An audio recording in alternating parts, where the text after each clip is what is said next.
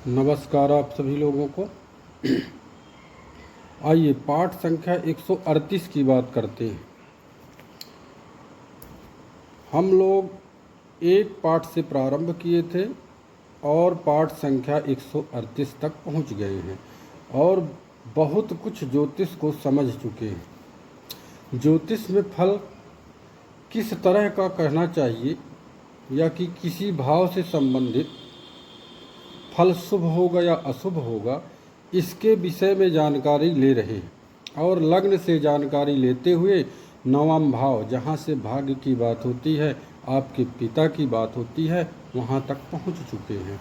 अब जिसको भाग्य भाव कहते हैं, पिता का कहते हैं, वहाँ तक हम लोग पहुँच चुके हैं। हम अक्सर देखते हैं कि लोगों को अपने मन में आया उसी को बोल देते हैं। जो अपने मन में आया उसी को बोल दिए और उसी को ज्योतिष मान लेते हैं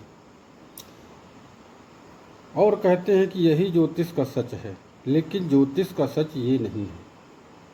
ये वेदांग है, वेदों का अंग है, वेदों के ऊपर निर्भर है। हम इसको तोड़ मड़ोड़ नहीं कर सकते। इसकी व्याख्या करते हैं और साथ में पुस्तकों का सबसे पहले नाम बता देते हैं और कहाँ से उद्धृत हुआ है, कहाँ से ये पुस्तक का जो है प्रारंभ हुआ है श्लोक, वो चीज़ पहले आपको बता देती है। देख सकते हैं, लेकिन इसकी जो व्याख्या करते हैं वह वर्तमान परिस्थितियों में लागू कर सकते हैं इसको। अब आइए ये श्लोक के ऊपर चलते हैं। होरा पराशर का श्लोक है, होरा पराशर का श्लोक है। इसमें भाग्य की बात होती है। अब कहते हैं कि पिता की बात। अब आपके पिता का यहाँ से पता चल जाएगा कि आपके पिता निर्धन होंगे कि धनवान होंगे, दोनों चीज़ का पता चल जाता है। अब लिखा है भाग स्थान नाद द्वितीय व सुखे भौम संवंदिते। अब भाग स्थान में कहते हैं कि अब देखिए, भाग स्थान से दूसरा स्थान होता है किसका? कर्म। यानी कि ये हो गया, हम आपको बता दें, एक मिनट, इसमें जो है ये आपका नवम भाव हो गया, लग्न हो गई, ये हो गया आपका लग्न, ये लग्न हो गया, दूसरा हो गया, ये तीसरा, चौथा, पांचवा, छठा, सातवां, आठवां, नौवां, 10वां, 11वां।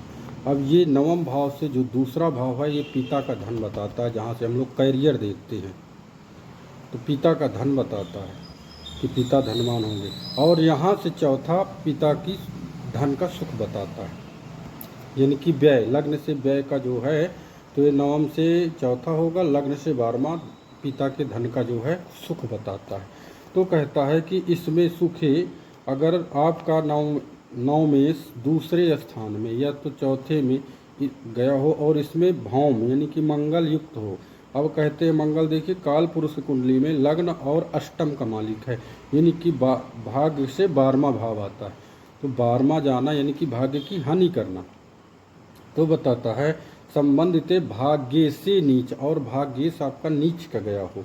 राशि स्थे पिता निर्धन एव से। अब यहाँ कह रहा है कि आपके पिता निर्धन होंगे, धनवान। अगर इस तरह का योग बनेगा तो आपके पिता निर्धन होते हैं। अब आइए दूसरे श्लोक में कह रहा, भाग्येश परम उच्चांश स्थिति, भाग्येश से जीव संयुक्त। अब कह रहा है अगर भाग्येश आपके परम उच्चांश डिग्रियों से होता है कि अगर आपके परम उच्चांश में होंगे कौन? भाग्येश।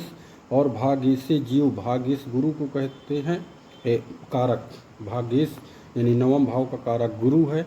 और अगर वह गुरु संयुक्त हो जाए भाग्येश के साथ, लग्ना चतुष्ट पे शुक्र, और लग्न से चौथे भाव में, लग्न से चौथा भाव माता से यहाँ देखा जाता है, यहाँ से चतुष्ट पे यानी कि लग्नेश आपका केंद्र में हो, तब कहता है तत्पिता दीर्घ जीवना। इस प्रकार का जब योग बनता है तो पिता जो है आपके दीर्घ आयु वाले होते हैं।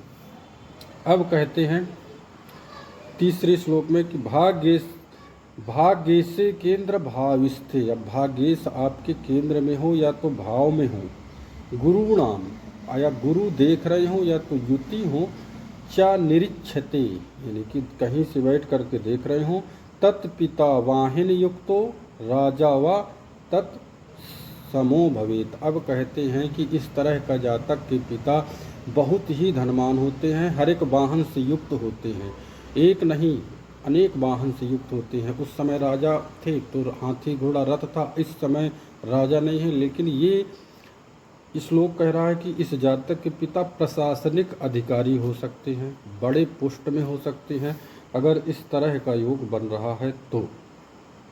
जय श्री राम।